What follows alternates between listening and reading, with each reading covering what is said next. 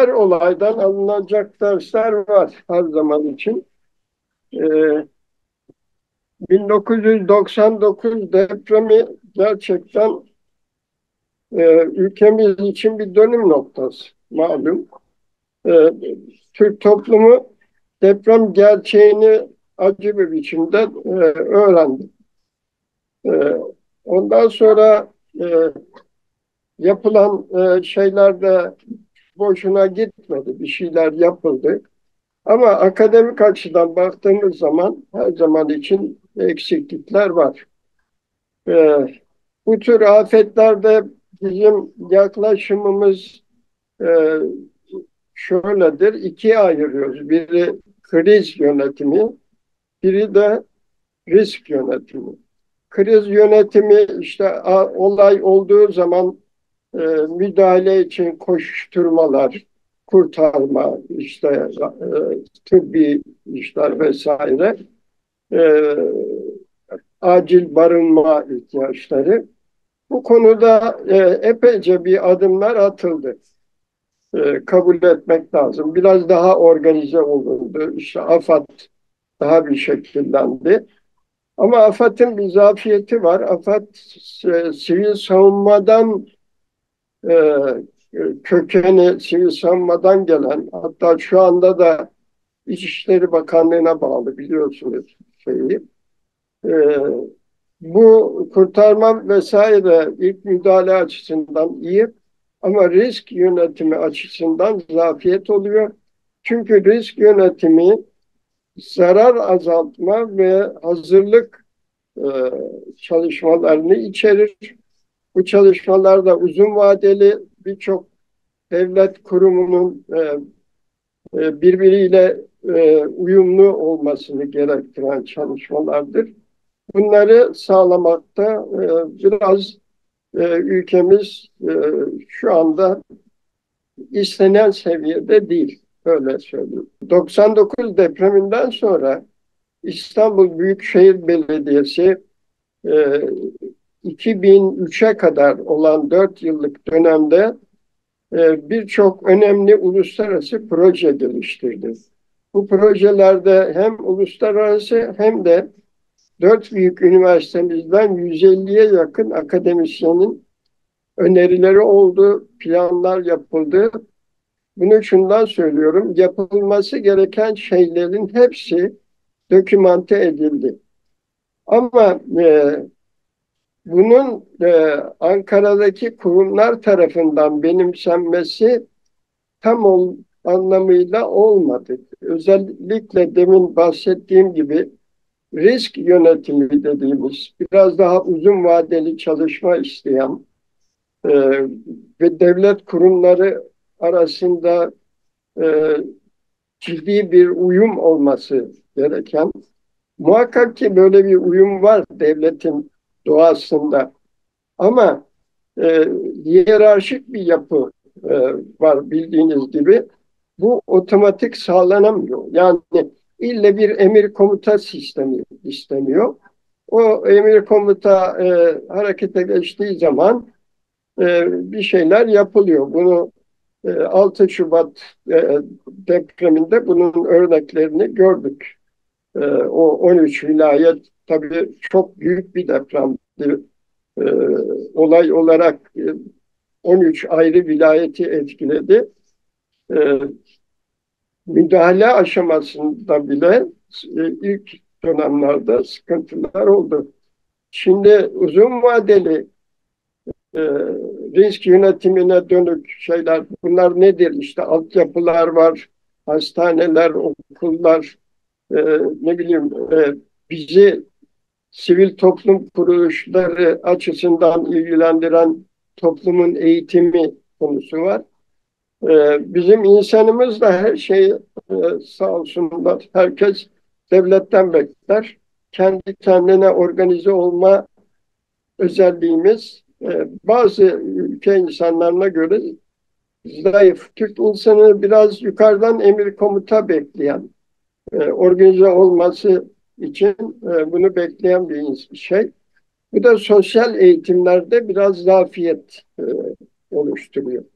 Okullarımızdaki eğitimler, tatbikatlar biraz zayıf kalıyor. E, Bazı durumlarda maddi durumlar bahane ediliyor. İşte finans imkanları kısıtlıdır vesaire diye. Ama tamam, parasal durum her zaman önemlidir ama örneğin imar planları ülkemizde halen sorun. İmar planları üzerindeki çalışmalar çoğu kez çok büyük paralar gerektirmez. Bunlar risk yönetimi açısından da son derece önemlidir. Bir an önce bilimsel e, çerçevede bunların yapılması lazım. E, Sosyal eğitimlerin bir biçimde organize edilmesi lazım. Bunu emir komuta şeklinde değil de toplumun nasıl söyleyeyim, biraz kendi kendine bunu organize etmesini bekliyoruz biz. O da bir kültürel aşama. İstanbul tabii ülkemiz için son derece önemli bir kent.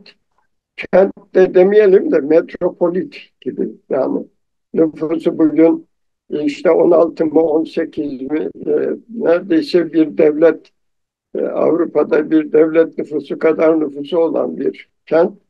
Ekonominin %25'ini kontrol ediyor. Ve maalesef çok önemli bir deprem kuşağının üzerinde. Bu deprem kuşağında da tarih boyunca kayıtlara geçmiş büyük depremler var. Son 25 senede e, yaşanan ülkemizin yaşadığı da büyük depremlerden birisi bu 99 depremi burada oldu. Maalesef İstanbul'un çevresindeki işte Kocaeli olsun, Tekirdağ olsun, Bursa olsun, bunlar da bu fay zonunun üzerinde. Dolayısıyla çok ciddi bir deprem tehlike ihtimali var. E, Bir şeyler yapıldı mı? Evet, yapıldı. 99'dan sonra özellikle bina inşaatların konusunda yeni yönetmelikler çıkarıldı. Bazı tenkit edilecek yanlarına rağmen e, son dönemde yani 2018'de çıkan yönetmelikten sonra yapılan 2 milyon, 3 milyona yakın e, hane diyelim oldukça sağlam. Ama ondan önceki dönemde biraz zafiyet var yapıların kalitesinde. Bunların bir an önce tekrar yapılanması için en önce demin söylediğim imar planları olayı var. Yani bu imar planlarının çıkarılması siyasi uyum gerektiriyor. Ee, Merkezi yerel yönetimle Ankara arasında ve bu imar planlarının büyük bir para yatırımına gereği yok. Ha, inşaatlar maliyettir, şudur budur. İstenirse belki ona da bir çözüm bulunur.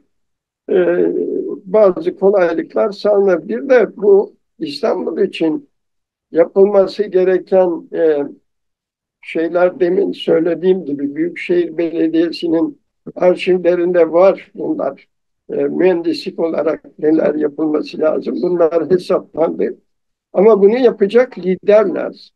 Bu liderin hem politik hem finansal gücü olması lazım.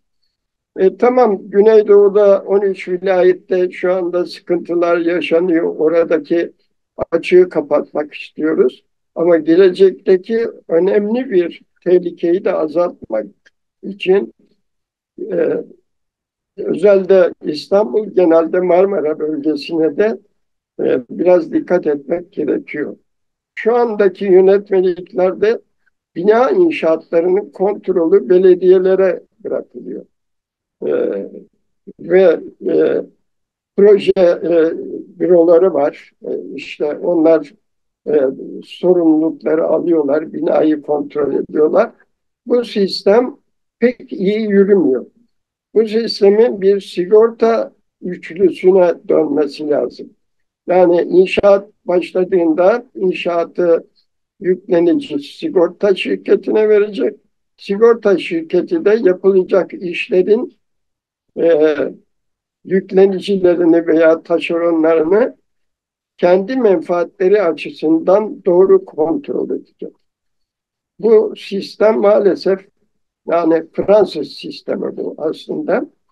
Ee, Ülkemizde pek şu anda üzerinde durulmadığı için yeni inşaatlarda dahi kontrolün tam anlamıyla sağlandığı kanısında değil.